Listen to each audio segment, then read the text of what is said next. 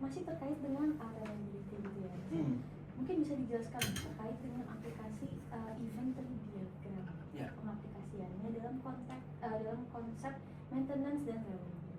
Jadi inventory itu adalah suatu penilaian kondisi ketika saat itu sudah terjadi, sudah selesai.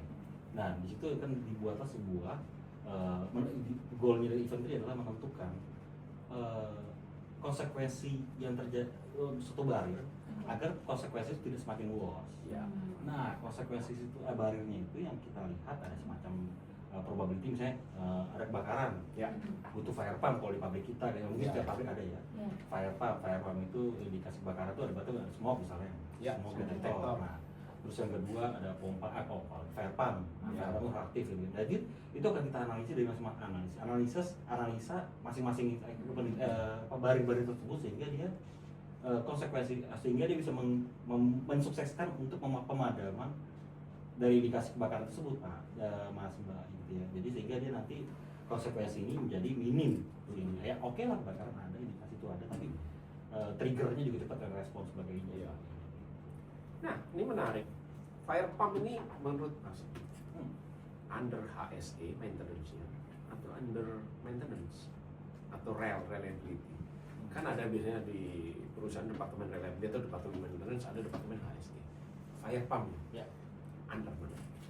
Bagusnya, kalau menurut Mas, Bagusnya. Perspektifnya bisa beda dong, namanya perspektif. Betul. Jadi kalau fire pump itu sebaiknya secara dari dua sisi kalau saya jawab. Secara pengoperasian atau itunya bagusnya di maintenance. Tapi kita dari kami sih itu membuat sebuah kita punya sebuah kan ada terminologi sehingga dia perlu di-maintain. Filosofi untuk menjaga alat itu fire pump ini bisa berjalan dengan reliable lah intinya saat dibutuhkan gitu ya. Nah, jadi kalau pertanyaan Pak Adam adalah apakah under siapa? Itu tetap di under di maintenance. Tapi yang ngetes itu HSE loh, nyemprot-nyemprotnya jalan nih, catat jalan. Nah, ada lagi nih Pak Adam. Kalau terkait yang nyemprot-nyemprot di jalan itu kan itu function test loh. Function test betul. Nah, itu memang under kita. Tapi kalau berbicara fire pump runningnya itu under maintenance sih, gitu sih. Ya memang sih filosofinya karena ya maintenance memang ngerti alat, kalau si itu kan mengerti filosofinya seperti gitu sih Pak Dam.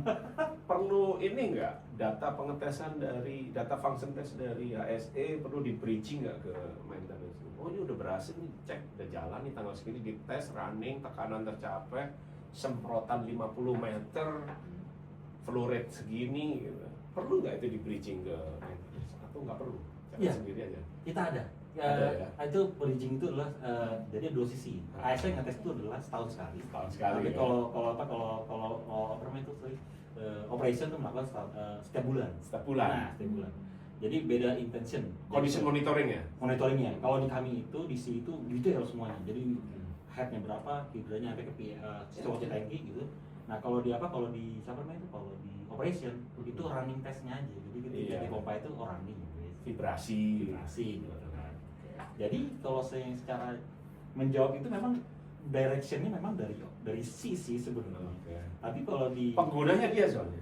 Iya sih, tapi itu dia kalau saya berbicara ownernya fire pump memang di kita sih juga sih sebenarnya. Tapi untuk perbaikan repairnya adalah dari maintenance.